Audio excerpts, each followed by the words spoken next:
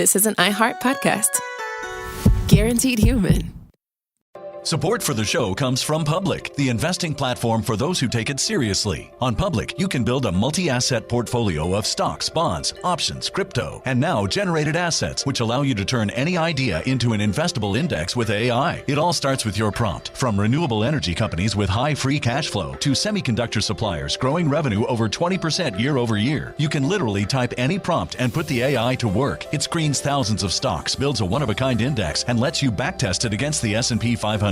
Then you can invest in a few clicks. Generated assets are like ETFs with infinite possibilities, completely customizable and based on your thesis, not someone else's. Go to public.com/podcast and earn an uncapped 1% bonus when you transfer your portfolio. That's public.com/podcast. Paid for by Public Investing. Brokerage services by Open to the Public Investing Inc. Member FINRA and SIPC. Advisory services by Public Advisors LLC, SEC registered advisor. Generated assets is an interactive analysis tool. Output is for informational purposes only and is not an investment recommendation or advice. Complete disclosures available at public.com/disclosures.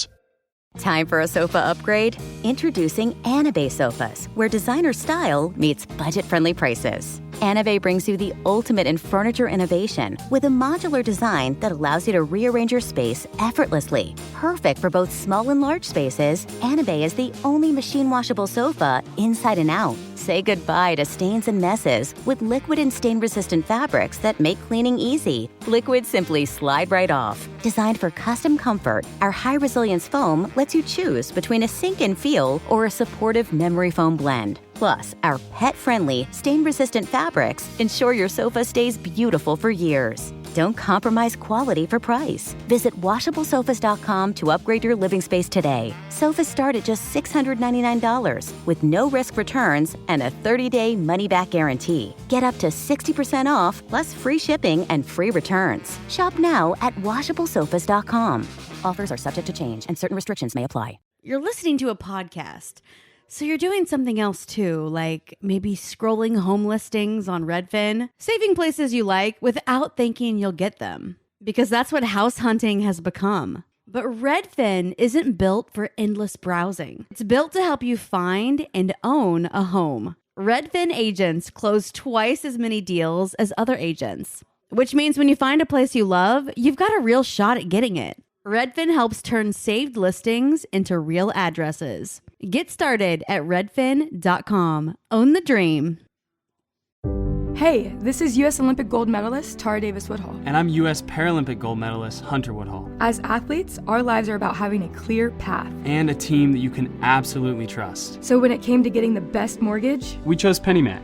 PennyMac is proud to be the official mortgage provider of Team USA and you. Learn more at pennymac.com. PennyMac Loan Services, LLC, Equal Housing Lender, NMLS ID 35953. Licensed by the Department of Financial Protection and Innovation under the California Residential Mortgage Lending Act. Conditions and restrictions may apply.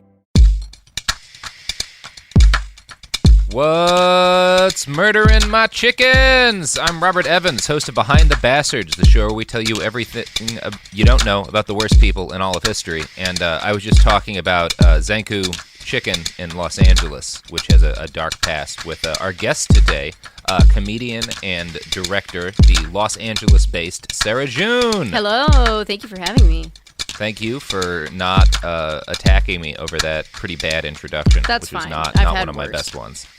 Have you? Oh, yeah. That's nice to hear. Yeah, you're not the worst. Is that good?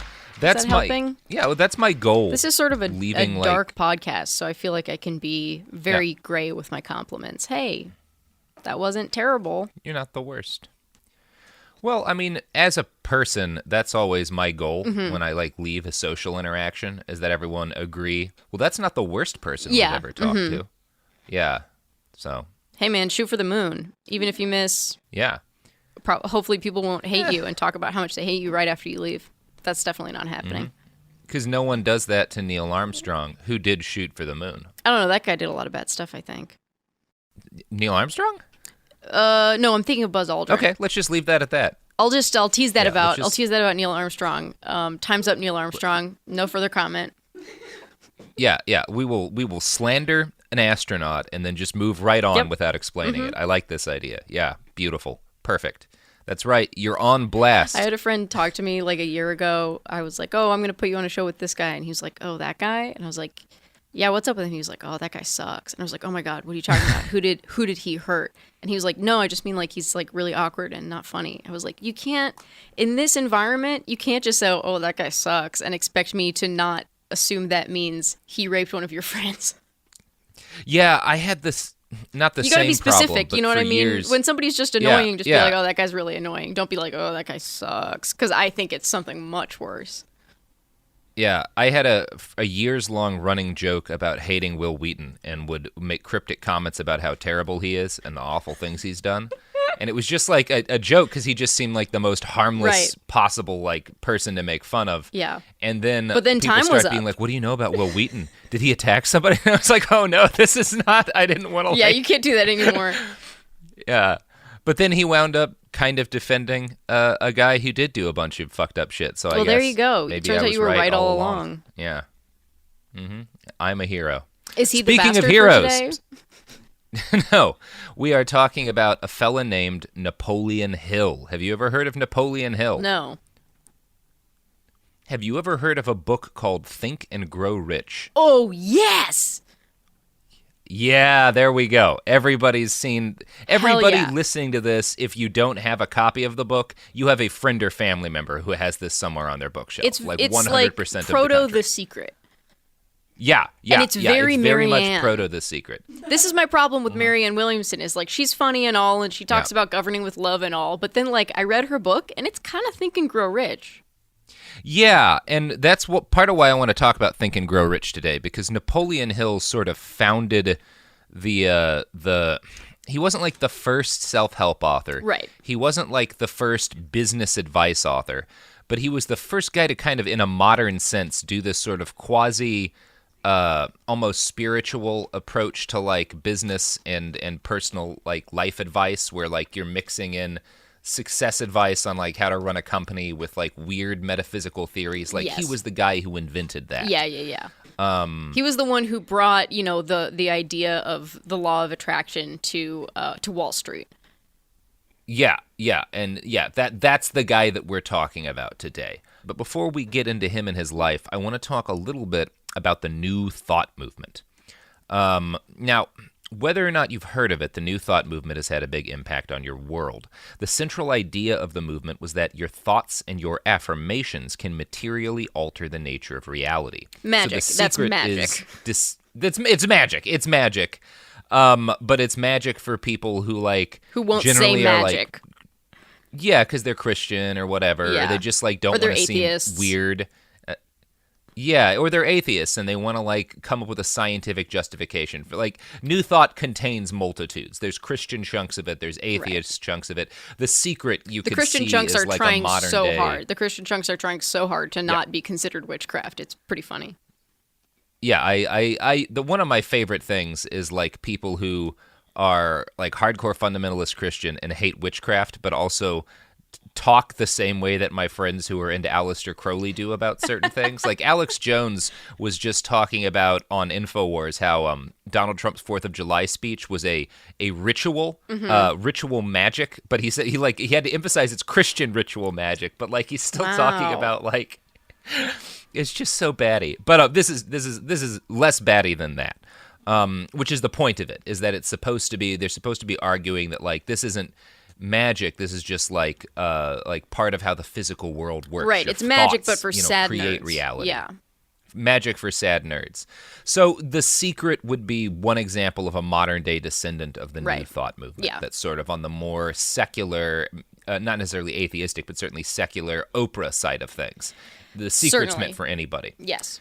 Now, prosperity gospel Christianity would be another descendant of the New Thought movement. Wow, one of my favorite things in the world. Oh, yeah. It's absolutely abhorrent.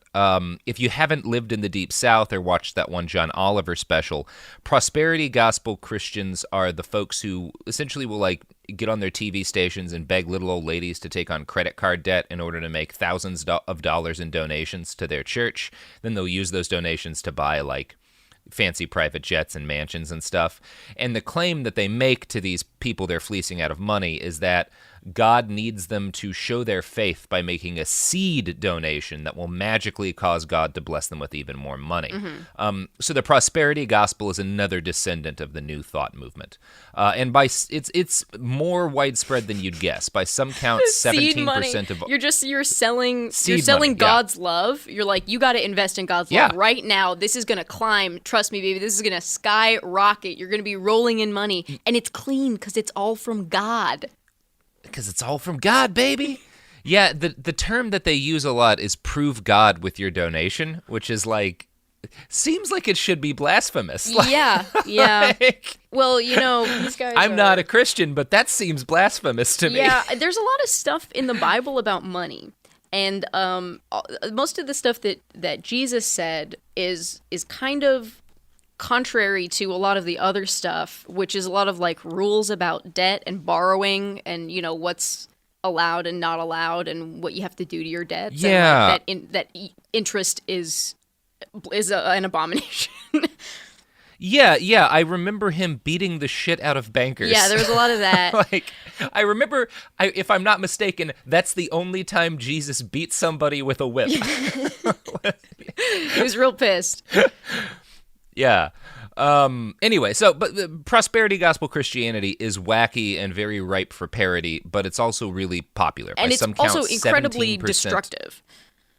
Yeah, very destructive and very popular. About 17% of all American Christians adhere to prosperity theology in some form or another. Wow. Roughly 1 million Americans attend prosperity gospel preaching churches every single Sunday. So this is a sizable movement.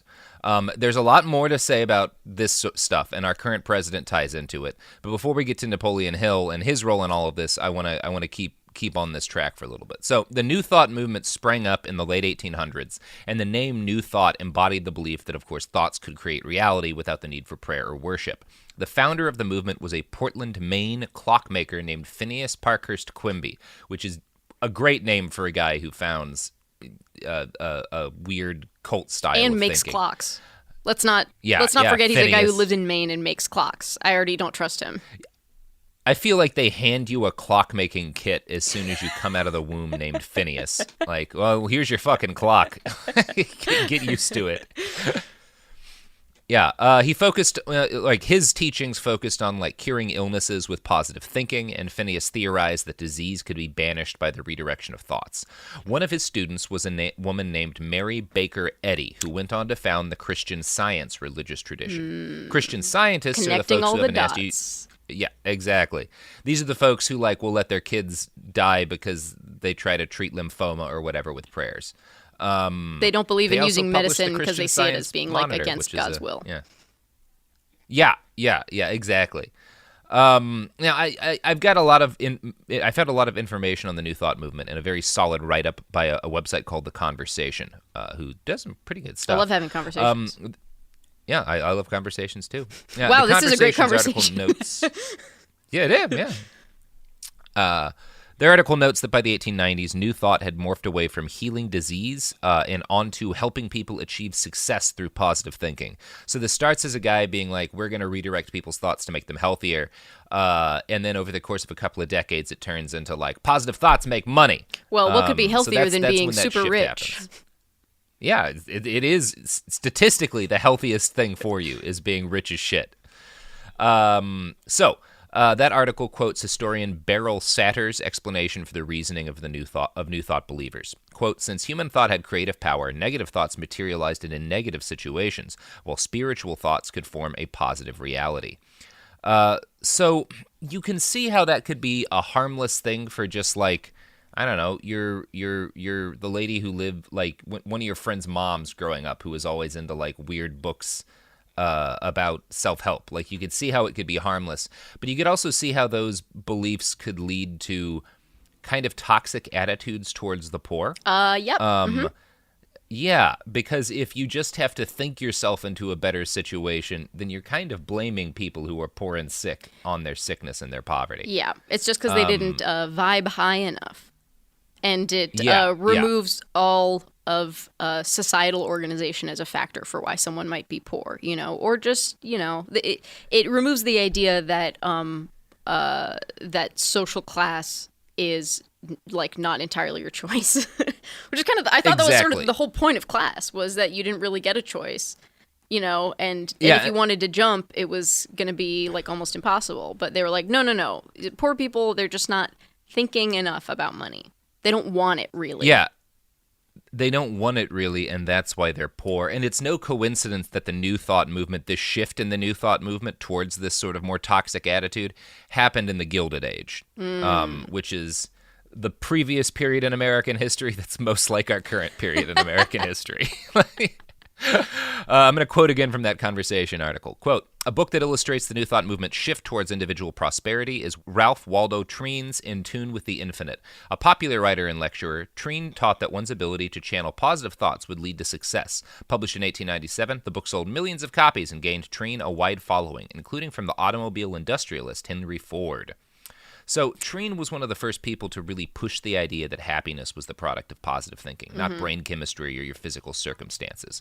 He wrote in his book, quote, "If one holds themselves in the thought of poverty, they will be poor, and the chances are that they will remain in poverty. If one holds themselves, whatever present conditions may be, continually in the thought of prosperity, they set into operation forces that will sooner or later bring them into prosperous conditions." Yeah. Hold on, I'm thinking really hard about everyone Venmoing me $6. Yeah. I'm thinking about, how bad I want to... I'm manifesting so hard. Yeah. Is it working? I got to check my Venmo. I'll check it at the end of the episode. See if you get at more Hey credit Sara cards. June. Yeah. Venmo me $6 if you believe in the secret. Yeah, your seed donations to Sara June will be given back in kind by the gods of the seed Twitter or some donations shit. that you give to me will manifest in my purchase of weed, and that is how your investment will blossom here. In fact, me getting high is in a way a proof of God through your donation. So prove God by donating marijuana money to Sara June. Yeah.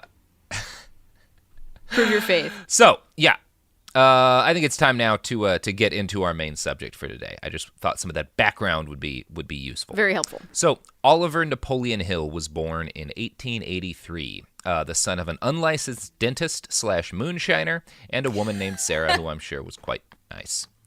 Dentist/moonshiner. What a cool dad. Yeah, that's a fucking great dad. Your dad pulling out teeth, drunk as fuck, just like making white lightning. You know, he had a bunch of like bottles of like pure ethanol that he kept teeth in. Just a crazy lab in the shed, just preserving all kinds of gums. No wonder his son turned out to be such a freak.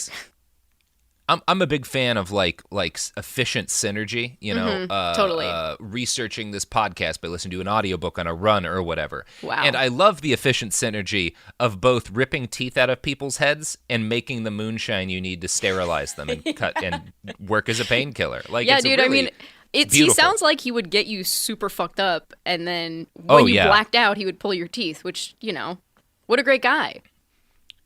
Yeah, no, they have to pour you home from fucking the Dr. Hill, the was fake he rich? doctor dentist. No, but they did okay. Like right. they were, I don't know if you'd even call them middle class, but they weren't impoverished. They grew up in rural Virginia, Wise County. As a child, Oliver's family called him Whites Nap. County? Wise. Okay. But it was a pretty white county, I think. You don't say. Yeah, I mean, I'm just going to guess. But I am talking out of my ass there. As a child, his family called him Nap. Years later, Napoleon would write that his family represented 3 generations of, quote, ignorance, illiteracy, and poverty. But the New York Times notes that this was probably not the case. Quote, in fact, Hill's grandfather was a printer. His father became a self-taught dentist and treated his neighbors until the state licensing authorities got wind of his activities. Excuse me, He then enrolled in self-taught dental dentist? school. A self-taught dentist, and he got shut down for doing it, but then he went to dental school at age 40 and practiced legally. Wow. So, he was like, I'm going straight. Yeah. I'm going straight to be a dentist. Did he still illegally make moonshine even after becoming a legal dentist? He must have. You don't stop making moonshine. That's just the hobby. That's a calling. Yeah. Speaking of That's divine your duty intervention. to the world. Yeah. I would consider the concept of moonshine to be proof of divine intervention. Yeah. Now, Napoleon's mom died when he was 9 years old, and his father remarried the next year to a woman named Martha, who was the widow of a school principal and seemed determined to push her new son towards a life of the mind. See, as a kid, I'll show you the Napoleon life had a of the mind. reputation for wildness. What's that? No, go ahead.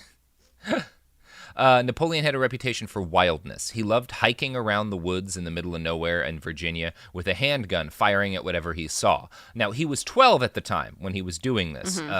So, like, that's 12-year-old Napoleon wandering around the woods with a handgun, shooting stuff all the time. That sounds like Virginia. So, yeah, that sounds like Virginia. So Miss Martha comes into the picture as his stepmom, and she sees this kid like living half feral in the trees with a gun, and decides maybe he could use some parenting. So she buys him a typewriter, and she tells him, if you become as good with the typewriter as you are with that gun, you may become rich and famous and known throughout the world. You can get pretty Now, rich by shooting people with a gun. You can actually get very rich by shooting people with a gun. Now, it's possible that conversation never happened. Napoleon Hill, like, that's based on his recollections and an unpublished autobiography, and Napoleon Hill was a notorious and inveterate con man, and a lot of what we're going to talk about is based on his recollections of his life. And he was clearly full of bullshit his whole life, and all we know about him is his lies. Yeah, we know a few other things. So my primary sources for this article are a New York Times article published in 1995, which is good but fairly short, and a Gizmodo article by Matt Novak called All-American Huckster. An article would be kind of an unfair way to describe what Mr. Novak wrote. He essentially put together like a short nonfiction book that's just published on a website. It's like tens of thousands of words long, exhaustively researched, and clearly took him, I think he spent at least like 6 straight months putting this thing together. So he traveled around and went through archives to find original articles about Napoleon Hill written while he was alive. Whoa. And it's a very, very good article. So I want to kind of highlight Mr. Novak's work up front because he did some great work. And I haven't really found any other journalist who's dug into Napoleon Hill to this kind of extent. So he's pretty critical. So from what we can put together based on a variety of sources, young Oliver's first job was writing up news articles for a small newspaper. Some of his articles would be picked up by local newspapers in Virginia, and this became a source of spare cash for the enterprising young teenager. His biographers write, quote, Napoleon would soon become a prolific source of stories. His writing was unpublished, if not crude, but he compensated with unbounded verve and a vivid imagination. Indeed, he later recalled that when news was scarce and there weren't stories to tell, he simply made them up. So that's his first job. Great, we're great career seeing the start of blogging. what will be a pattern. Yeah. Now, Hill claims to have first gotten married when he was 15 years old. In a convoluted story for which there are no records and no evidence outside of Hill's autobiography, he claims a young woman fell in love with him, and she was pregnant from somebody else, but she lied and said that the child was his. And when Napoleon married her thinking the child was his, but then had the marriage annulled when he learned the truth. Now, there's no records of this marriage anywhere. We don't know what actually happened. Based on the rest of his life, my guess is that he just abandoned this woman and her child, who was his child too. Right. But he claims he got hoodwinked by her. Yeah. Who knows? Yeah. So Oliver Napoleon Hill graduated high school at age 17 and went to a business school until 1901. When he was 18, he started to work with a coal magnate named Rufus Ayers. In his article for Gizmodo, Matt Novak writes, quote, Ayers was said to be impressed with Hill, who, according to the official biography, compensated for his youth and 5'6" stature by adopting the appearance of a serious young executive. Ramrod straight posture, impeccable double-breasted suits, immaculately pressed white shirts, conservative bow ties, and white handkerchiefs neatly posed in the breast pocket. I hate this guy. So that's how young Napoleon. Yeah, you're not a fan? What is it? Is it the handkerchiefs? It's not the handkerchief. It's the immaculately pressed white shirts. It's also the, I bet he, wow. Yeah, this is like a young Republican kind of guy, Yeah, he looks like the kind of guy. Like, I'm sure he's the kind of guy who'd wear a full suit in DC in the middle of the summer. Yeah. But also, like, as a 17-year-old, this is the guy who wears a suit like when he doesn't have to, and he kind of thinks everybody else is worse for not wearing a suit. Like, he kind of acts like it's a joke. Like, he's like, haha, it's my thing, I wear suits. But he actually thinks everybody who doesn't wear suits all the time is a loser. Yeah, you get that feeling from Napoleon, or it may just have been like a calculation because he's a con man, where he was like, Right. well, everyone trusts a guy in a suit. And Yeah. I need extra trust because I'm conning people What's so constantly. So I crazy should is, always like, wear a suit. I'm still thinking about that last quote where he's like, when there's not any news, I make it up. Aren't I a good journalist? Like, he doesn't know what being a journalist is. Well, in a little bit of fairness to him, at that point in time, there was a lot of good weird bullshit in being papers. done. Yeah, no, that's true. There was a lot of crazy shit in papers. Yeah. But like, you weren't supposed to tell people we make it up. You were supposed to tell people No. we know a lot of stuff. Yeah. He's from the beginning not somebody to whom the truth is Important? a major concept. Yeah. Just not a fully fleshed out concept. Truth, it's like sketchy outline. There's something there. If you say something, maybe it's the truth, maybe it's not. It's a nice idea Yeah. to Napoleon Hill. It's like, oh, that's So you know 6 what? months- That makes me think of something else. Some bullshit. Yeah. So 6 months into his employment, Oliver Napoleon Hill was promoted to work as a clerk for a mine in Richlands, Virginia. Now, the first major tests of his professional acumen, other than his ability to wear a suit, came when the manager of a bank, which was also owned by his employer, the same guy who owned the mine, this bank manager got wasted and accidentally shot a black bellhop to death. Now, we have a couple of different versions of the story. It's possible he dropped his gun and it fired by accident. It's possible it was an act of outright murder. We just really don't know. But the New York Times reports what happened next. Quote, with the boss away, Hill took charge, arranging to have the death covered up. As a result, his employer made him manager of the mine at the age of only 19. Yeah. This all tracks with the suit thing. Yeah, this all tracks with the suit thing. Now, according to Napoleon Hill's autobiography, when he arrived at the bank after the shooting, the drunken manager had left the vault open, and thousands of dollars were scattered around. Hill goes out of his way to note that he scrupulously recorded and reorganized all of the money without taking anything. He wrote, quote, I could have appropriated $15,000 to $20,000 or perhaps more without the slightest indication that I had taken the money. You absolutely took the money if you make the point of noting, like, I could have stolen all this money, but I didn't. Nobody, the kind of Nobody people would who bring don't that steal up money from their unless bosses they had done it. don't bring that up. Yeah, exactly. I'm going to guess he stole some money. But Hill claims that in gratitude for his honesty, Rufus Ayers promoted him to manage the coal mine. Yeah, that's a thing bankers do. Reward honesty. Yeah. Yeah, one way or the other, Napoleon Hill covers up a murder and winds up in charge of a coal mine. And makes out with, maybe $15,000. Yeah, by his own estimate. By his own estimate. Yeah, maybe $15,000. So yeah, that's the story so far. This guy is like now, Pete Buttigieg so far. Where like everything he just keeps like moving upward, and he's like, aren't I great at this? And everyone's like, I don't know, but sure. And then he just keeps going up. Maybe. I don't know much about Pete Buttigieg. Oh, he's kind of like he was like a top of his class, like went to an Ivy League, like did really good grades, high achiever. Yeah, I wouldn't say Napoleon was a high achiever. I think he was more of a guy who kept sliding into the right place at the right time with the right lie. And that's where he is so far. Is he like gets into this good situation and kind of wangles a job by covering up a murder. Like who hasn't? I don't know who I would in this compare economy? him to, but yeah, that's where he is right now. So we're gonna break for ads because it's time for a product and maybe a service or two. Whoa. But when we come back, we're going to talk about a whole bunch of fucking cons. Just a whole lot of conning people out of money. I can't wait. So after the break, products.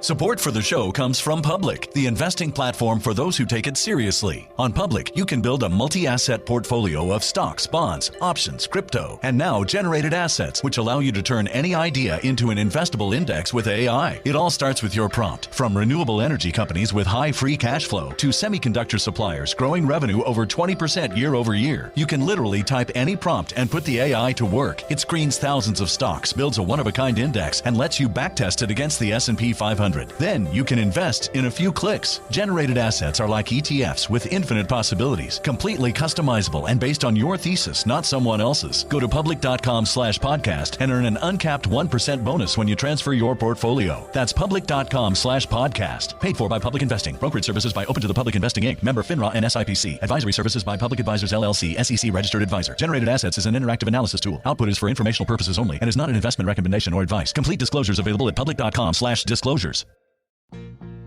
Life gets messy. Spills, stains, pet accidents, and kid chaos. But with Anabay, cleaning up is easy.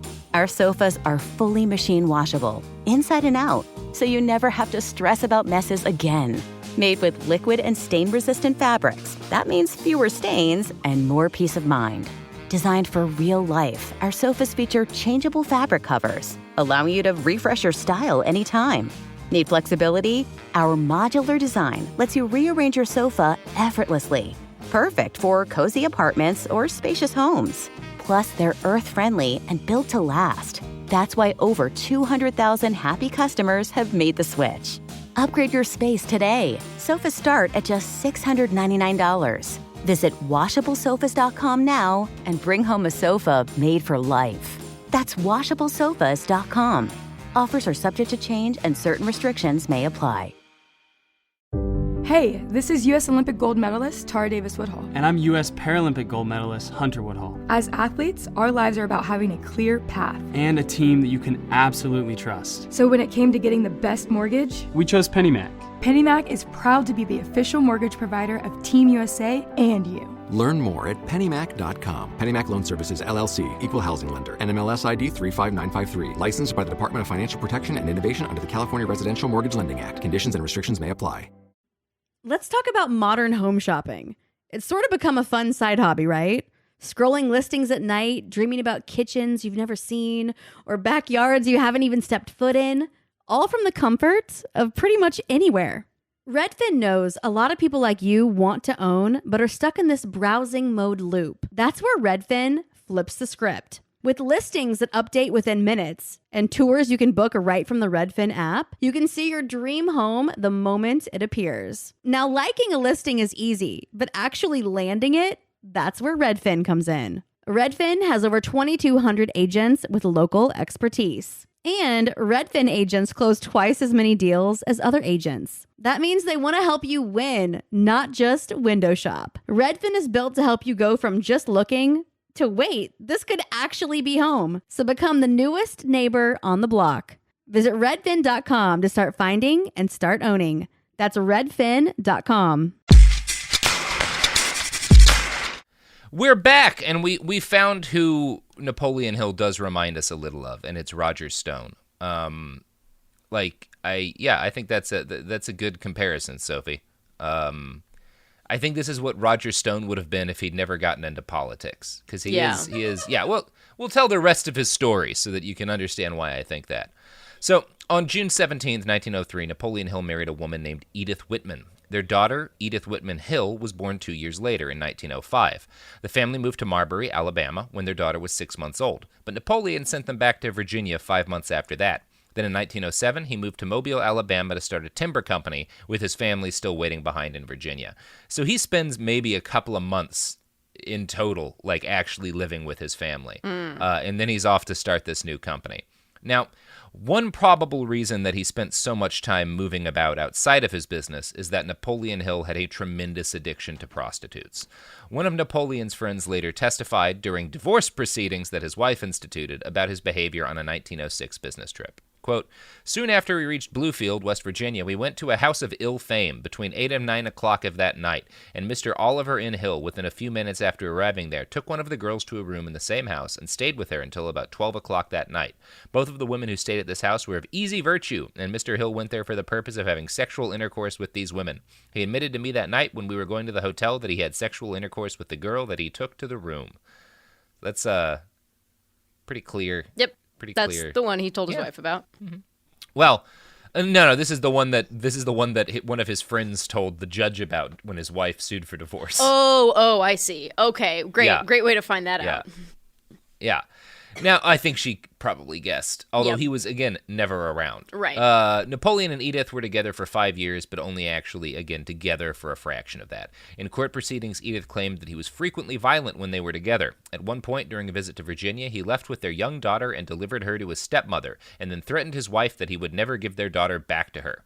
In January of 1908, he wrote his wife this letter, quote, "I'm leaving the country where you'll never bother me. You can only communicate with me through my father, and not unless he thinks best." Wow. So, very excited yeah, to see this kind of a guy dick. become extremely rich. Well, I have some good news there, but we'll get to that. I don't want to bury the lead. He does briefly.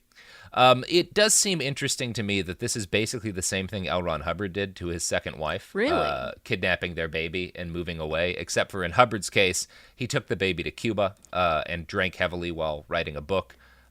Whereas Napoleon at least left his infant daughter with family. So we can say conclusively that Napoleon Hill was a better father than L. Ron Hubbard. There are worse things you can do with a baby than give them to their stepmother. Yeah, worse things you can do with a baby that you steal. Mm-hmm. Yep. A stolen baby. that you steal. Yeah. Look, if he's not abandoning babies, he's stealing them. Yeah, that's this guy. He's he mostly abandons babies. Mostly In fairness to abandoning. Napoleon, he only stole the one baby. And it was his baby. And it was his baby.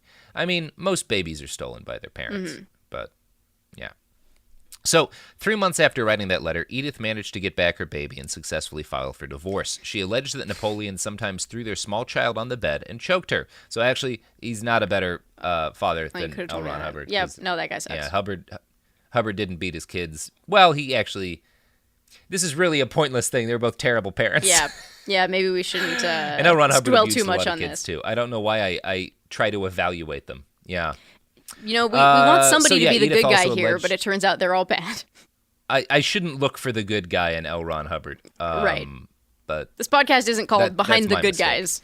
No. So, Edith also alleged that at one point her husband threatened to blow her brains out on a crowded city street. Numerous people who worked with Napoleon testified to his constant dalliances with prostitutes and habitual infidelity. The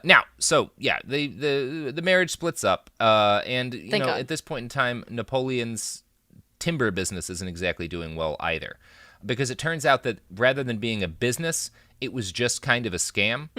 So Napoleon bought Big $10,000 flaw. to $20,000 worth of lumber using credit from companies around the country. So he would buy the lumber and sign a contract saying he would pay them back later with interest, and then he would just take the lumber and sell it individually to people for cash. But he had no plan of on the actually street paying back the corner? credit. Yeah, essentially. Yeah. He was just out in driving his around being yard? like, you guys want some fucking wood? Yeah, just- he would sell the wood for cash and just keep moving so that nobody could ever... Wow. That was the whole plan.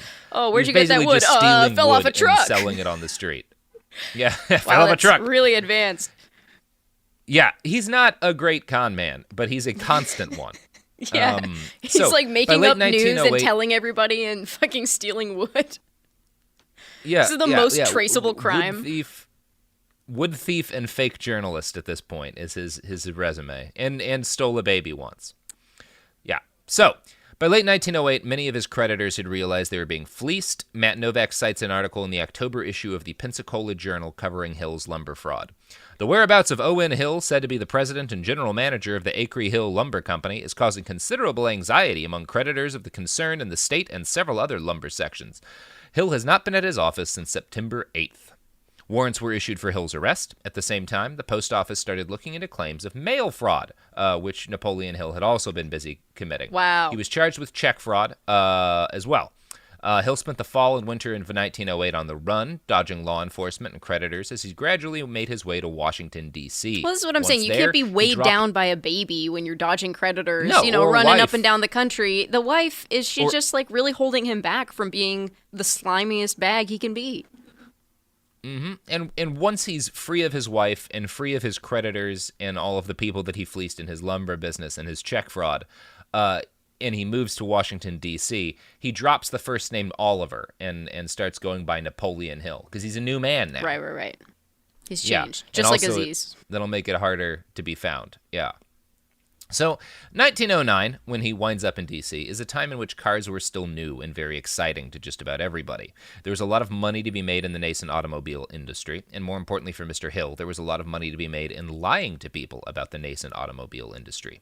In order to understand this, you have to think of cars not as the ubiquitous tools they are today, but more like the internet and social media were a decade ago. Scams are always going to be rampant with any new technology. You're doing that sweet spot after it becomes clear how valuable it is, but before anyone really understands it. So, like, cars are in that place in 1909 when Napoleon Hill winds up in D.C. So he joins immediately an automotive enthusiast group called the Automobile Club of Washington, and it inspires him to create his own organization, the Automobile College of Washington, in early 1909. Already fake. Already not a college. Just a club. Oh yeah. Not a college. It's a club. What is he gonna? I don't know what is automobile it's kind fraud. of a college. Is it a college? Does he train? Does he learn things? It's a college, kind of in the same way Trump University is a college. Okay. So they're both scams. It's a little more legit. Okay. It's a little more legit than Trump University. So the idea is that the auto college is a training program that would teach you how to build cars with 6 weeks of training. Oh, like a coding boot camp, but for cars. Yeah, exactly. Like, he's promising graduates that they'll be able to earn between $75 and $200 per week, which is, like, really good money. Totally. And all they have to do is, like, pay to learn how to build cars. Now, the reality of the situation, these people were building cars. So there is actual learning how to build cars going on here. But what Napoleon has done is basically set up a car factory wherein people pay to work there. Oh, like that's the business. That's the scam. Yeah. What a good one. This is his best one yet. Yeah, this is a decent scam. This one's legal. Mm-hmm. Yeah, like there's an actual product. People are presumably learning something. Right. But you're making a bunch of money, and presumably folks aren't realizing, are we just paying to work in a factory? Yeah. Mm-hmm.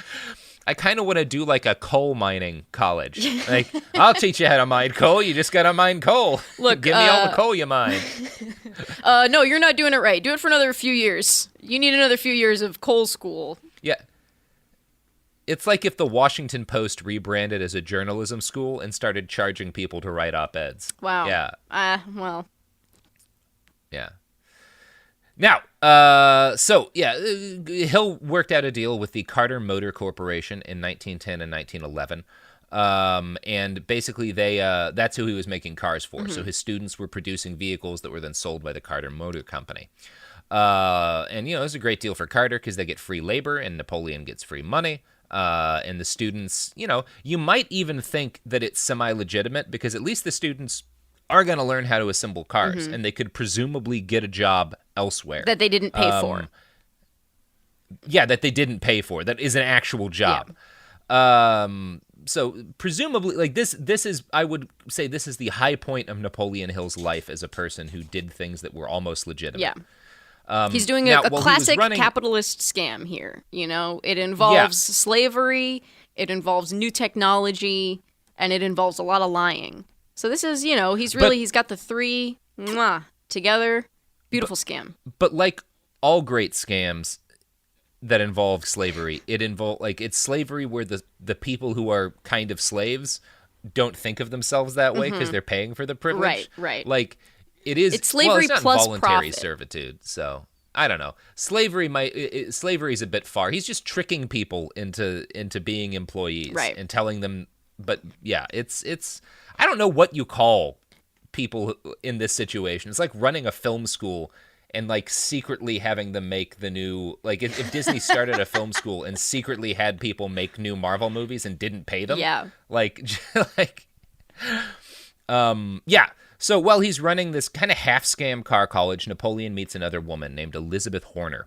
Now, his main attraction to Elizabeth seemed to be that her family was rich. They got hitched, and shortly thereafter, Napoleon's bogus car college collapses. Now, did everyone just kind of catch on? Well, it seems like what happened is that the Carter Car Company, who he was making vehicles for, fell apart. Probably because their vehicles were being assembled by people who didn't know how to make cars. The one fatal flaw in the perfect scam. Yeah. Because Napoleon didn't know how to make cars. Yeah. So this is the issue. Where like I don't think very functional cars were not being produced by this automotive school. So, it was also alleged that Napoleon had stolen a car from some of his business partners, and he was arrested, and his college was put into receivership. Now, none of this stopped Napoleon from continuing to operate his automotive college. Instead, he just changed the focus of the school from teaching people how to build cars to teaching people how to sell cars. So, yep, you got to be able to pivot as a scammer. Logical Napoleon's next step. learning how to pivot. Now, as time went on, the focus of his schools drifted further and further away from teaching any kind of marketable skill, and towards the sort of multi-level marketing schemes we're very familiar with in the 21st century. That Gizmodo article I've been citing highlights an early expose of Hill's scam, an article in Motor World magazine titled, "Pointing the Easy Route to Get-Rich-Quick Land." I went ahead and I found an archived copy of that report, and I'd like to read it now in my best old-timey voice, because I really enjoy it. Please. Astonishing and enticing means employed by the greatest automobile college in the world to catch the would-be chauffeur's coin. Masters of gas engines evolved in 12 weeks, and before graduation and after, there's money everywhere, if not a cent to spend. That's pretty good. Fun subtitle. Yeah. So the author of this article wrote about Napoleon's revamped fake college that, quote, "The whole business is so cunningly planned as to appeal not only to the cupidity of the indolent ne'er-do-well who, in his ignorance, thinks he sees the gates of prosperity standing ajar, but also to the ill-informed but really ambitious youth who has an honest desire to make something of himself, and who is willing to devote his scanty savings and infrequent spare hours to the task." Those ne'er-do-wells always screwing it up for the ambitious, the ambitious do-gooders, do-wells. Yeah. Now, that statement could apply equally well to, like, Amway or Young Living Essential Oils or any modern-day MLM. Like, this is before people used the term multi-level marketing. They weren't even calling these pyramid schemes at this point. So Napoleon Hill's really fucking groundbreaking at this stuff. Yeah. And, like, the actual business practice that he evolved for his auto college is, like, it's really groundbreaking. Basically, okay, I'm just going to read from the article breaking it down. "The very day you enroll," the flow of language ripples on, "you may, note the grace's permission, begin to send in the names of the young men whom you think might be interested in our course. It is estimated that half of such men will enroll, and as the school pays $3 a head for every student brought in according to this plan, it is suggested that you should pay for your course several times over in this manner." So you Naturally. see, he stops even selling, like, he says, like, okay, now this is a school where you teach people how to sell cars, but the real business is getting your friends to sign up for the college, and then you get a cut of what they, like, it's the same way every MLM here's the thing, works. Robert. Everybody's making money, so why are you mad?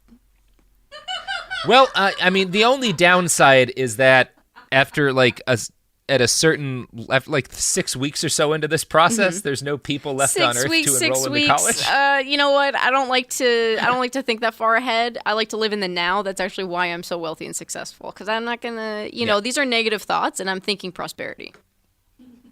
Thinking for prosperity. You're thinking and growing rich. I am. Yeah. I am.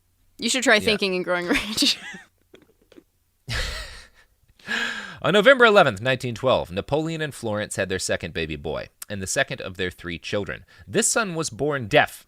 Now, according to Napoleon's biography, A Lifetime of Riches, quote, "The baby boy was not only born deaf, he was completely without ears. In the years to come, despite the intense fighting with both family and school teachers, Napoleon would never allow the boy to learn sign language." Oh my God! It gets...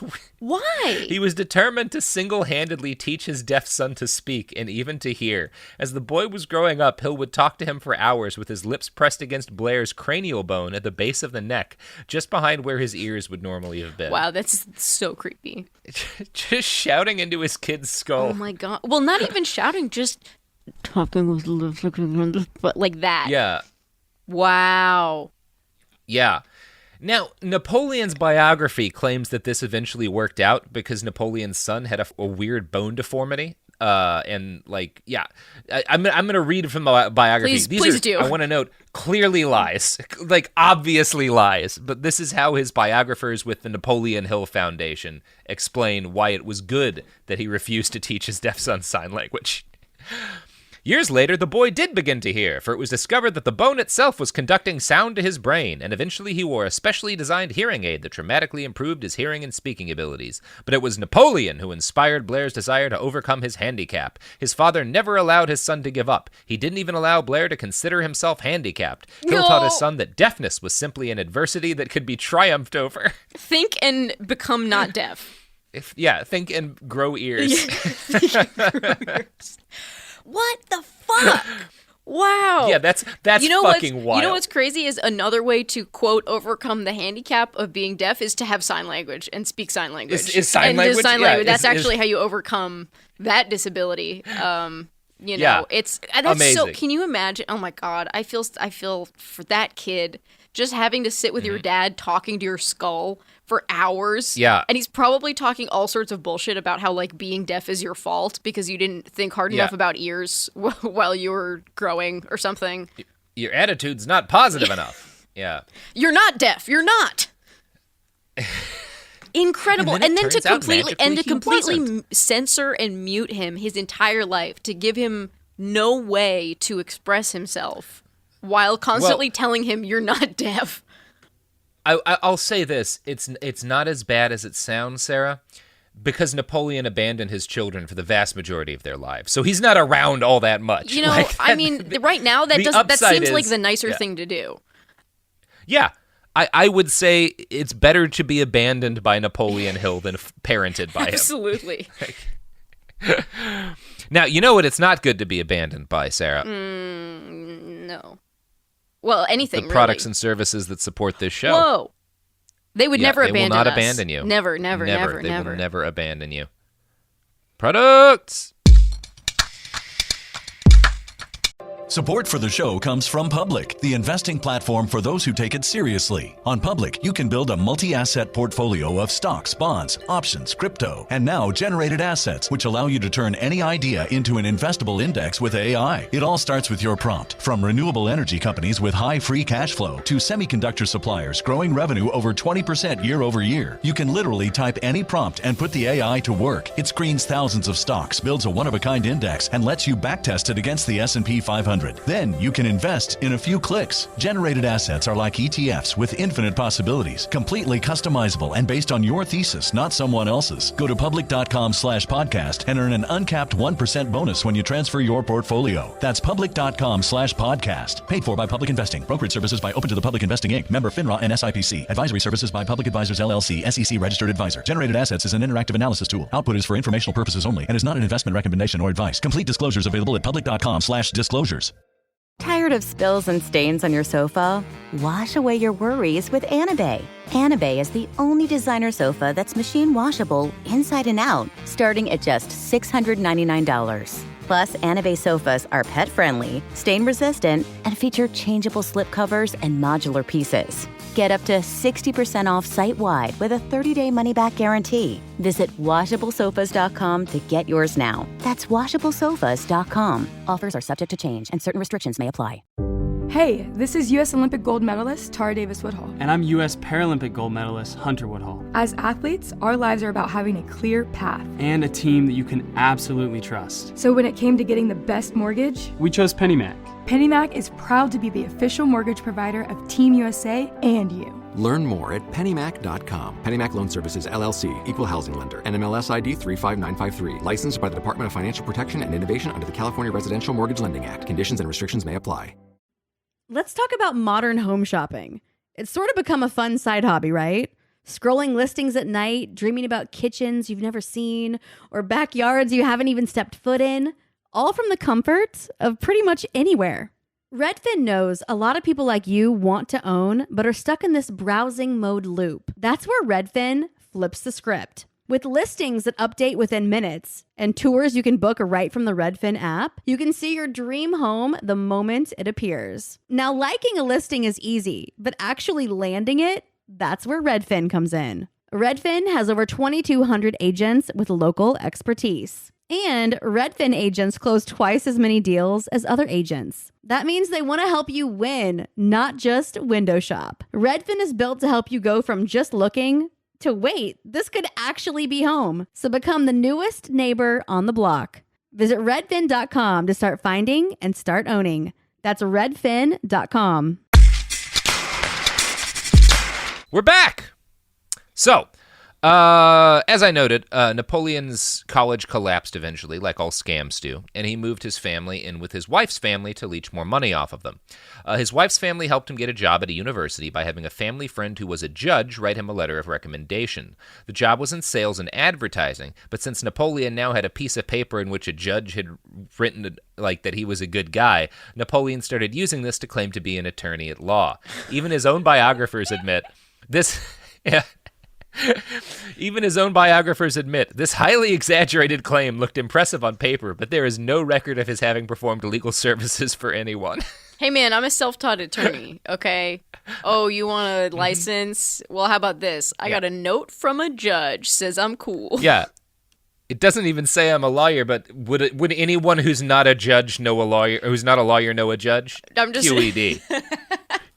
Just imagining it's like a beautiful, like a gilded, looks like a diploma, but then in Gothic font, instead of saying his name, it just says, "This guy's chill," and then there's a judge's signature. This guy's chill. This guy's chill.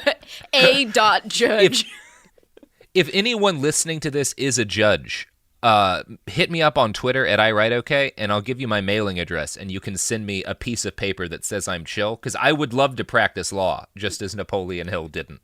Yeah, that sounds like a hoot. Tape it to my shirt. Hey guys, I'm representing myself in court. Yeah, so Napoleon Hill worked at that university for a couple of months before quitting in 1915 and getting involved with a candy company, which he and his partners renamed the Betsy Ross Candy Shop. Hill was quickly pushed out of the job by his partners, likely because they realized he was a gigantic con man who was stealing from them. We don't really know. Stealing candy? We do know. Stealing money, I think. They bought this company together, and he was probably just stealing from the company because he's Napoleon Hill. Yeah. We don't know exactly what went down. He's thinking about growing rich. Look, he's not stealing. He's manifesting wealth. He manifested wealth from the cash register to his pockets. Yep. Yeah. We don't know exactly what happened there, but Hill claims that his business partners had him, quote, arrested on false charges. He never specified what those charges were, but he claims he was forced to hand over his stakes in the company. Very sad. So Napoleon Hill would spend most of the 19-teens leaping from one failure to another. In September 1915, he created another fake school, the George Washington Institute, which he claimed was dedicated to teaching the principles of success. Part of this class was apparently having his students write hundreds of letters to newspapers supporting Napoleon Hill's race for a seat in the U.S. Congress. Now, he never ran for Congress, but it seems so. Like, we don't know why he did this. This seems like he was just trying another scam, but it didn't get off the ground. Yeah, like, he just had so many scams going. Yeah, but yeah, what a weird move. It's like, maybe it's so if he was like, if I run later, I can be like, look at all this grassroots support I have. Yeah, I think a guy like Napoleon, ABS, always be scamming. Yeah. So, while you got your main scam you're working on, you're trying to seed little other scams. Totally, because not all scams will last. So you got to plant a lot of seeds. Not all scams will last. You got to diversify. Right, because I was like, wow, he's already running a school scam, right? He's already getting money out of that. Now he's going to, let that feed into a larger, more legitimate scam of being a politician. Wow, this is really good, but I guess he couldn't hack it. Like the George Washington Institute is his day job, and having people write letters to newspapers telling him to run for Congress is his equivalent of a 401k. Like that's like his security. He's putting some scam away for later. Yeah, exactly. This one's for my kids. Yeah. No, he wouldn't leave anything to his fucking kids. This is Napoleon Hill we're talking about. They can think and grow rich themselves. Next, I'm going to quote again from Gizmodo's Matt Novak. Quote, some students of the George Washington Institute would accuse Hill's unaccredited school of fraud, and it too had a very short life. According to his biographers, Hill returned the favor of one student's criticism by alerting the FBI of the German-American kid's suspicious activities. The student was supposedly arrested for the duration of World War I. Oh my fucking God. Such a piece of shit. Wow. Damn, he does not play at all. No, he does not fuck around. If you're like, hey, this school is a scam, he's like, I'm sending you to jail. I'm tell the FBI you're a fucking spy. Wow. Cool Yeah, guy. he's a real piece of Abuses his children, Cool dude. Immigrants, all people trying to learn a trade. He's definitely. I have not run across any racism in this story. So, like, as far as I know, Napoleon Hill would have scammed a black man as well as a white man. You know, Napoleon didn't see color. Just green, baby. Just green, baby. That's the only color. Yeah. Although it's also possible he just only fleeced white people because he completely ignored that anyone else existed. That's pretty likely, yeah. I really don't know anything about his attitude on race relations. I'm going to assume not great. I think we can safely surmise. Now, the George Washington Institute quickly collapsed, and by 1917, Napoleon Hill was trying to sue the Illinois General Railroad because he said the lighting on their cars was bad for his eyesight and had caused him to need glasses. So he gets a little bit desperate near the end of the 19 really diversifying, but not in a great way. This has been like a sad arc. You get from like this legitimately kind of cunning automotive college that was like scam a good to idea. like suing the railroad for fucking up your eyes. Yeah, with I mean, light bulbs. ambulance chasers next, you know. Yeah. By 1918, the Better Business Bureau attacked him after revealing that his success school was really just a barely camouflaged stock-selling scheme. The magazine Postage reported that, quote, while it appeared on the face of the operation that he sought students for the educational course he offered, there was evidence that his chief object was to sell stock in the enterprise. Napoleon apparently convinced people to buy stocks in his college by claiming it had a capital value of over $100,000. In reality, the entirety of the enterprise was worth around $1,200 at best. Napoleon was once again... Yeah. He was arrested again, and this arrest seems to have convinced his long-suffering wife to finally cut ties with him. All these failures in a row certainly had a deleterious effect on Hill's morale, as you might imagine. The New York Times noted, quote, Hill regarded such setbacks as a test of his faith, but he was not immune to despair. After another one of his business failures, he confessed, I had spent the better portion of my life chasing a rainbow. I had begun to place myself in the category of charlatans who offers a remedy for failure which they themselves cannot successfully apply. Wow, a lot of self-awareness for such a piece of shit. That is a shocking amount of self-awareness. And it is also insane that at man. this point in his life, he's like, people think I'm a charlatan. Yeah. You guys... Well, better start another success school. Be honest with me. Does everyone think I'm a charlatan? Yes. Yes. He says that like as he's setting up like a shell game or something like that in the middle of like downtown Manhattan. He's rolling like, loaded dice. dice. Con man? Yeah. Do you want to buy some lumber, by the way? Trust me? Now, by 1919, Napoleon Hill had gotten tired of jumping from scam to scam, sometimes a step ahead of the law, but often several steps behind it. He decided that from now on, his life was going to be different, and his first step to winning that different step was to weaponize the Golden Rule. Yes, the Golden Rule. Do unto others as you would have them do unto you. On its surface, it seems like one of the least problematic things a human being could believe or advocate. But our friend Napoleon found a way to make it problematic. He founded Golden Rule magazine, which he used to outline his new philosophy on life. This is Napoleon Hill's philosophy on the Golden Rule. Quote, it seems ridiculous to refer to the Golden Rule as a weapon, but that's just what it is, a weapon that no resistance on Earth can withstand. The Golden Rule is a powerful weapon in business because there is so little competition in its application. What a psychopath. Yeah. So Matt Novak explains, quote, Hill's understanding of the Golden Rule meant that people would become indebted to you for providing something to them. It was a weapon. Rather than do unto others as you would have them do unto you, he believed that by providing something to someone or simply showing them kindness, they owed you something in return. So that's how the Golden Rule works for Napoleon Hill. Oh my God. Wow. Okay. Yeah. All right. Yeah. Cool. Now, Golden Rule magazine was founded using money from a couple with the last name of Cox, and they were a wealthy couple who owned the General Oil Company, and they were looking to drum up more investors for their business, and that was kind of the purpose that they had for this magazine that Hill was running. So their plan was for Hill to basically use his magazine. No. Yeah. I hate this so much. Oh, God. Their plan was for Hill to use his magazine to convince people that General Oil was a great thing to invest in. This is fucking cartoonish, man. The whole magazine it's an oil is a scam. company starting a magazine that's like, remember what Jesus said? Here's how you can use it to make yourself rich. Yeah.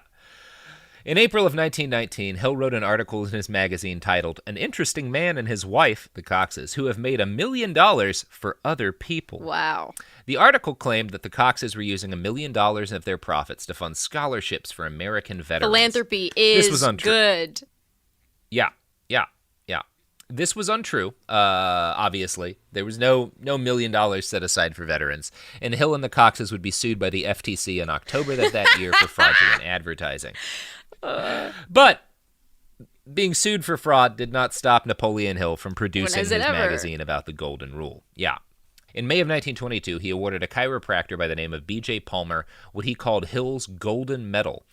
Hill claimed that the award was based on 150,000 votes cast by subscribers of his magazine, who, among them from places far away as Japan, Italy, Australia, and England. Woodrow Wilson came in second place. What? Now, there were no subscribers of course. to Golden Hill magazine. Just a couple, maybe a couple of dozen. This was all a lie. But this is like what he was getting at with his Golden Rule philosophy. It was basically the way that he actually acted on that is he would present awards to prominent citizens, politicians, and celebrities, and then use that opportunity to like get pictures with them and talk with them and try to get them to either invest in his scams or to let him use their name and credibility so he could trick other people into scams. Wow. So that's that's the Golden Rule as used by Napoleon Hill. Yeah. Well, now we call it swag, baby. You give them some free stuff, they got a gram about it. Now it's just being an influencer. Yeah. Napoleon Hill was like the original influencer. Yeah. In 1922, Napoleon Hill used this tactic to start up a partnership with T.O. Teed, a prominent chaplain and humanitarian.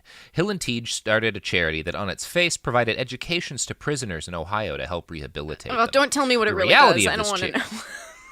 Yeah, it's Please bad. Just let me it's believe. Real bad. Please. Yeah. So Napoleon would go from town to town raising money for this program, telling newspapers things like, "What we're trying to do here is mentally meet these men who are shut off from the outside world. We're going to prove to them that they have something to look forward to, then put in their hands the tools which they can carve out their future." Yes, absolutely. That sounds beautiful, yes, right? I, the oppressor, am going to give you, the oppressed, the tools you need to escape my oppression. That's what I'm going to do because I'm really good and nice. I wouldn't call Napoleon an oppressor just because he's been arrested a shitload of times and spent a lot of time in jail himself. That's a good point. Like, because he's a criminal con man. Yeah. But of course, there was no actual charity. He was essentially running like the monorail scheme from The Simpsons, but with a charity aimed at raising money to like provide education to prisoners. In Shelby, Ohio in 1923, Napoleon collected more than $1,000 from kind-hearted locals who were happy to raise funds to give convicts a chance at a better life. A lot of the money came from a group of local school children who raised the cash because they were just so compassionate about the convicts that Hill had, painted a picture of how he was going to help them. Hill spent much of the 1920s following the same basic pattern. He'd go from town to town, sweet-talk decent folk into donating money to help these people, and then he'd skip town, never to be seen again. By the late 1920s, however, this scam had run its course. Napoleon's wife, he had a new wife now, Florence, was starting to, get pissed off with him. He wound up in Philadelphia, broke, and befriended a publisher named Pelton. And this is sort of when Napoleon's life starts to change. So by the late 20s, he's been run out of most of, the Midwest and the South and is hiding out in Philadelphia. He's got a new wife, and she, too, has some family money, but she's pissed at him. And, Can't imagine why. Befriends a can't imagine why. So he befriends a publisher, a guy named Pelton, and convinces this guy that he has a great idea for a new self-help book called The Law of Success. So Napoleon started to weave a fantastic story for Pelton, claiming that back in 1908 he'd sat down with Andrew Carnegie, one of the wealthiest and most successful men in America, and been handed a sacred task to collect all of the success secrets of the greatest men in history and distill them into a sort of science of success. Yes, it's like the Da Vinci Code, but for success. Yeah, exactly. The success code. Now, Andrew Carnegie's as should bones be are obvious, buried under the Louvre. Yeah, he's still alive at this point. Okay. Well, that's what we think. So, as should be obvious to everybody, this meeting never took place. There's zero evidence whatsoever that Napoleon Hill ever met Andrew Carnegie. What do you mean there's no evidence? Napoleon Hill said it happened. He did say it happened, and here's how his biography describes this historic meeting between Andrew Carnegie and Napoleon Hill, the two greatest minds in the history of success. Quote, "The richest heritage a young man can have is to be born into poverty," Carnegie told him. He saw his own humble origins not as a deterrent to success, but rather as the inspiration to overcome all obstacles and attain seemingly impossible goals. If one had a strong sense of self-worth, Carnegie claimed, no degree of impoverishment could hold one back. Individuals who achieve outstanding success are not born with some peculiar quality of genius not possessed by others. Confidence is a state of mind. It is under the control of the individual, not an inborn trait, and the starting point for developing that self-confidence is the definiteness of purpose. This was Carnegie's cardinal rule in his philosophy of personal achievement. The man who knows exactly what he wants, has a definite plan for getting it, and is actually engaged in carrying out that plan has no difficulty in believing his own ability to succeed. Only the man who procrastinates soon loses confidence and winds up doing nothing. But what happens, Hill asked, when a man knows what he wants, has a plan, puts it into action, and meets with failure? Doesn't that destroy his confidence? Carnegie smiled. I hope you would ask that, because it is important to understand what I'm about to tell you. I believe that every failure carries with it, in the circumstances of the failure itself, the seed of an equivalent advantage. If you examine the lives of truly great leaders, you will discover that their success is in exact proportion to their mastery of failures. Life has a way of developing strength and wisdom in individuals through temporary defeat. So you can see why people would find this compelling. It kind of leaves yeah. out all of the exploitation of other people that went along with Andrew Carnegie's financial success. Yes, completely. Yes. And it also, again, it puts the onus of failure on the people who are not materially successful. Right. If you're not rich, then it's because you're not good. It's just you're not brave enough or good enough. Yeah. You're just not. And here's the thing. It's not your fault, but you're also just not good or brave or smart. So... if you were, then you would be richer, because that's what I did. And it was all because of my thoughts. You could have chosen and because I thought so hard about success. Yeah. Every night I thought about it. Yeah, why didn't you think about why don't you being try successful thinking about as it? hard as me? If you did, your kids would have bread. And again, I just want to make it clear, I don't think Andrew Carnegie ever expressed anything like this. This is all Napoleon Hill putting words into Carnegie's mouth. I don't know anything about the man, but I'm sure he didn't say this shit. So next, according to Hill, Carnegie explained to him that in his conversations with other rich men like Henry Ford and Thomas Edison, he'd learned that all wealthy men had similar stories. They'd all risen to greatness via trial and error and totally earned the wealth the universe had bestowed upon them. Yes. Carnegie told Hill that he'd become convinced that the average person could gain wealth by studying the lives of great businessmen and replicating their tactics. All that was necessary was for some enterprising soul to go out, talk to the great leaders and successful men of the world, translate their wisdom into an easy-to-read guide for the average reader. Wow. So, this is the task that Andrew Carnegie sets You know what? He didn't ask Napoleon for Hill it. with. It was merely bestowed upon him as a mission. It was thrust upon him. So So to Carnegie go tells him- out, like an explorer, collect the gem secrets of business success, and then bring them to the common man, so that we can all become as successful in money as him, a con man. Yeah. He's like, I want you to be the Indiana Jones of rich people, and like of rich people's steal opinions. the golden idols of how to run businesses from their temples of.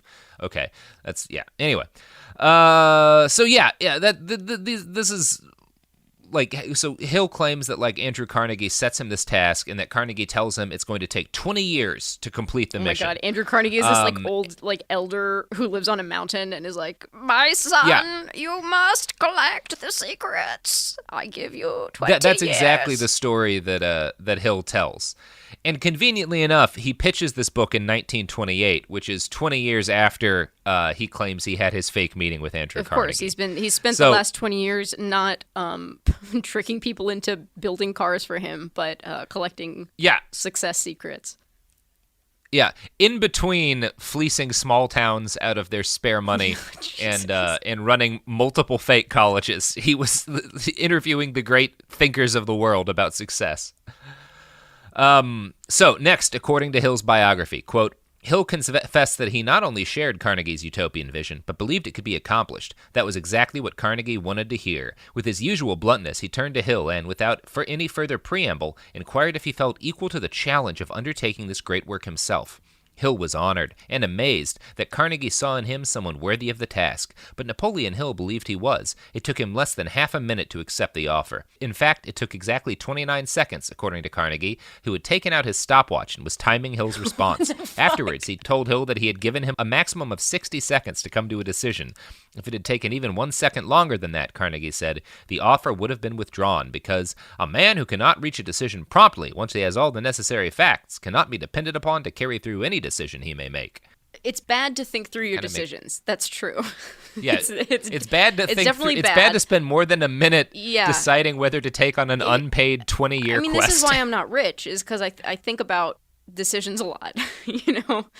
I don't know if, could I have accepted such a daunting task, the daunting task of going around to old rich men and asking them how they got so rich? I don't know, man. I don't know if I have the strength of character for that. No, that's why, you're not Napoleon Hill. You lack the strength of character to kidnap your own child, run a fake automotive school, and steal lumber.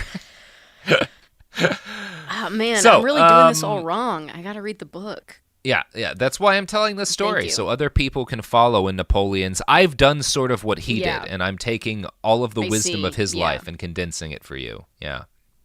So yeah, everything I've just read you, that's the story that Napoleon Hill told Pelton, the guy who, the publisher guy, publisher yeah. that he befriended.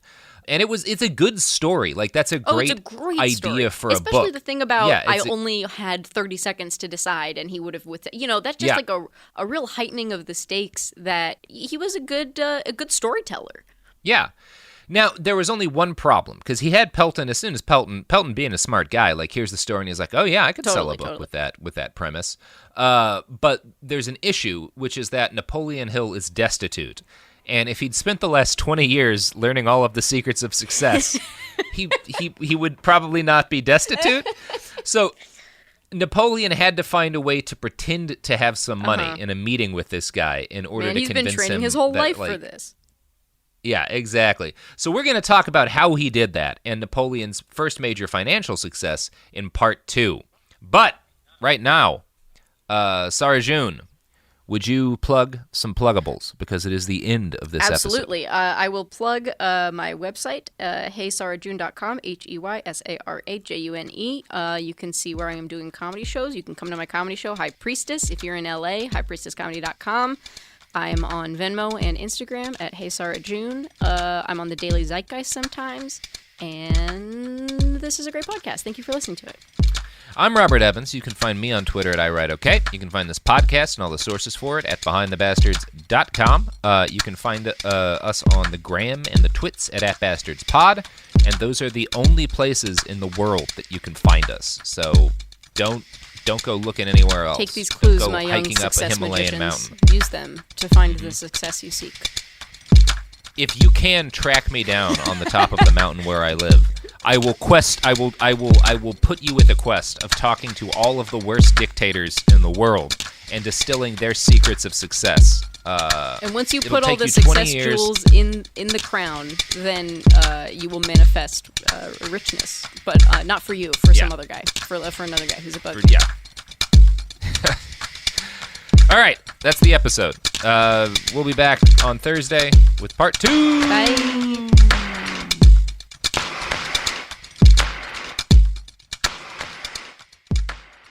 Tired of spills and stains on your sofa? Wash away your worries with Anabay. Anabay is the only designer sofa that's machine washable inside and out, starting at just $699. Plus, Anabay sofas are pet-friendly, stain-resistant, and feature changeable slip covers and modular pieces. Get up to 60% off site-wide with a 30-day money-back guarantee. Visit WashableSofas.com to get yours now. That's WashableSofas.com. Offers are subject to change, and certain restrictions may apply.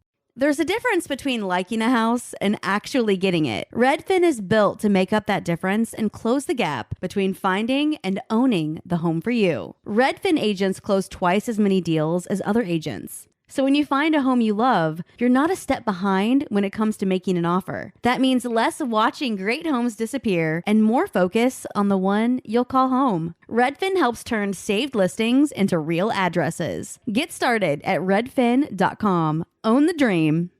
This is Bethany Frankel from Just Be with Bethany Frankel. Let me be blunt. Most dog food is junk. It just is. And I'm not feeding junk to Biggie and Smalls. That is why they eat Just Food for Dogs. It's real, 100% human-grade food with ingredients I actually recognize, not mystery pellets pretending to be healthy. And once I switched, the difference was obvious. Better digestion, better skin, more energy, dogs who actually feel good instead of just surviving dinner. Here's the thing. You care about quality. You make an intentional choice to be healthy. So why are you gambling with your dog's health? So let's think about our furry babies. Go to justfoodfordogs.com right now and get 50% off your first box. No code, just try it. Because once you see the difference, you're not going back. This is Radhi Devlukia from A Really Good Cry. I absolutely love getting outside, whether it's a quick walk or a mindful few steps between meetings, or even a longer run to just clear my head. But the one thing that can really ruin that for me is shoes that just don't feel right. That's why I started wearing Ultra running. With the Ultra Fit, every step feels comfortable, balanced, and strong. Like my feet can finally move freely. What really stood out to me was the roomy toe box. My toes actually now have room to spread out, which makes movement feel more natural and comfortable. And when your feet aren't cramped, you feel more balanced, like every step has a strong, stable foundation. I've noticed that with extra space, my foot muscles get to work building strength, so I can actually move with more confidence. Ultra fits and moves with you no matter your pace or your goals. Beginner or marathon runner, they've really become my go-to for any kind of running or training, and I always feel like my feet can do exactly what they're meant to do. Feel the difference by visiting ultrarunning.com and use my code CRY10 for 10% off. That's ultra, A-L-T-R-A, running.com. Experience Ultra and stay out there. This is an iHeart podcast. Guaranteed human.